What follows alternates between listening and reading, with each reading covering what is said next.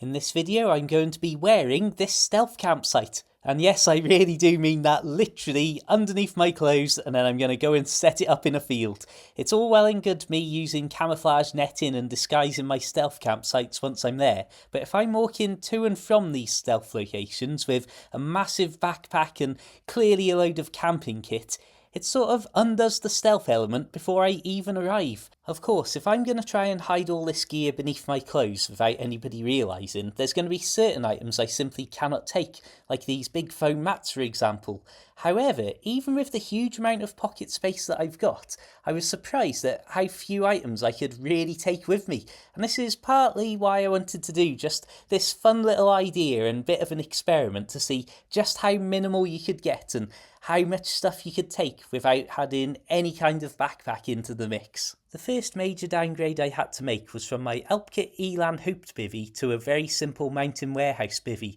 Not only is the Elan physically bigger with a lot more material, but of course it has the bars to make the hoops as well. In all honesty though, if I was doing this for real in an emergency, once I'd got my tarp safely in my coat pocket, I'd immediately feel a lot better about sleeping in such a simple bivvy bag.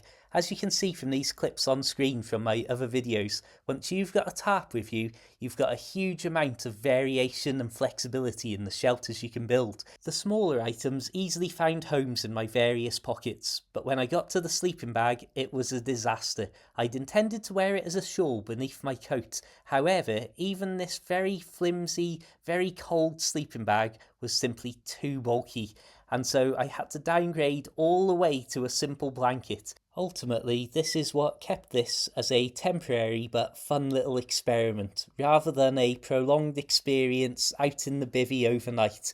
And I'm sure that there's many of you out there who've spent a night under the stars in a bivvy bag who will know that that little blanket would effectively be like adding a bit of tissue paper to the top of the bivvy once the proper cold of night set in.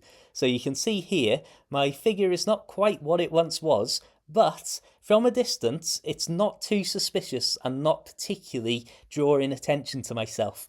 And yes, I really did go out with all this stuff crammed in my top and my pockets, and I did have to walk through a village to get here, and I did meet people and say hello and act completely normally, but as you can see, in reality, walking around with this stuff, although quite hot and very uncomfortable, was perfectly doable, and I could certainly get out of the car loaded up with stuff like this and walk a couple of miles to a stealth campsite. As I pitch my humble home away from home here, featuring a hybrid flying A-frame tarp setup, it's probably a good opportunity to talk more sensibly about some of the simple lessons we can take from this little bit of fun.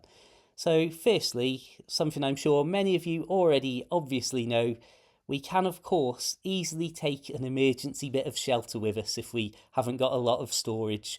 A couple of decent pockets in a coat or a pair of trousers is going to let us transport a simple tarp and a simple bivvy bag, which at the very least is going to keep us dry and keep us shielded from the wind.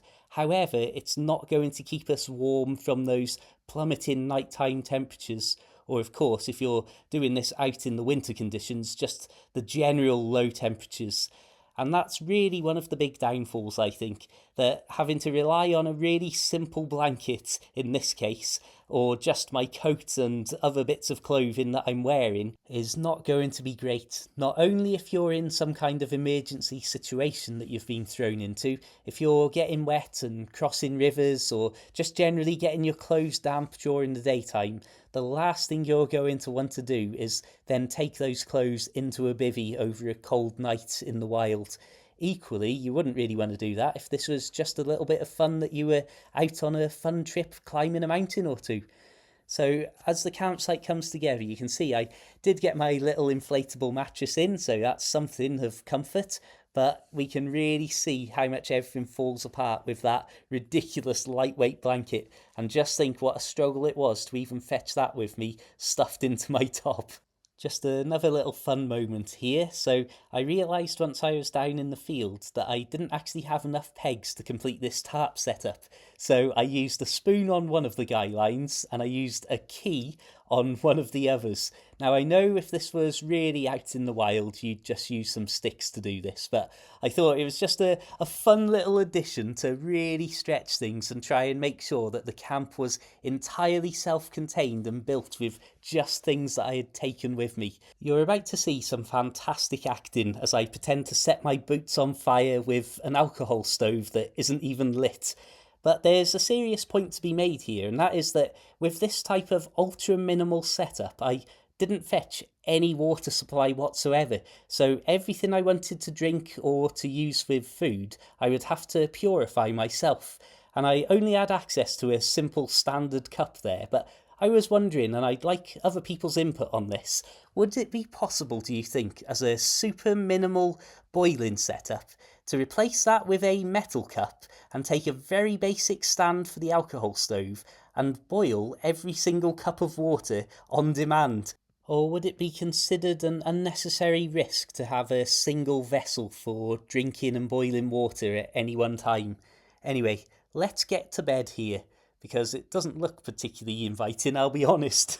So of course the plan here would have been for me to take my coat off and use that as a pillow if I had a more substantial sleeping bag or something to actually keep me warm at night. Whereas I think what I would actually do in this situation is probably just keep the coat on, maybe use this as a pillow if I really needed to, or just try and wrap my legs around and around as many times as this would stretch to. But I think you would be looking at a chilly evening, to say the least. Anyway, let's get out of here, because this is turning into an unbelievably labour-intensive video for something that was meant to be a bit of fun. Wow. What a beautiful day. Experimenting with this over-the-top version of minimalist camping has definitely highlighted some of the flaws of this setup, but it's also given me the confidence in something that I already had quite a big belief in, and that is that I could go out and have a wonderful time in the wild for a night or two with just a relatively modest backpack. I'm thinking of one that I've got that's about 37 litres of capacity. It's going to allow me to take a decent sleeping bag and some decent food supplies, and of course a bit of clean water as well. I know that a lot of people would like to purify their own water and save the weight on carrying, and one of my friends has done that often when I've been out camping with him in the mountains. However, for me, I like to avoid it if I can. I see it as a bit of an unnecessary risk. But I am willing to admit that I may be thinking a little overcautiously, because I'm considering it in the context of going out on my own and up into the hills and woods for a couple of days, and I certainly wouldn't want to fall down sick in the middle of nowhere and be in an awkward place for anybody to come and find me and help me out. But it's just another thing to consider, and another thing that would deter me from trying this kind of absolute ultra minimal camping. This was certainly an educational little trip though, and as you can see by the end of it, I was just sick of trying to cram everything down into the smallest possible space. Exactly as good as it was before.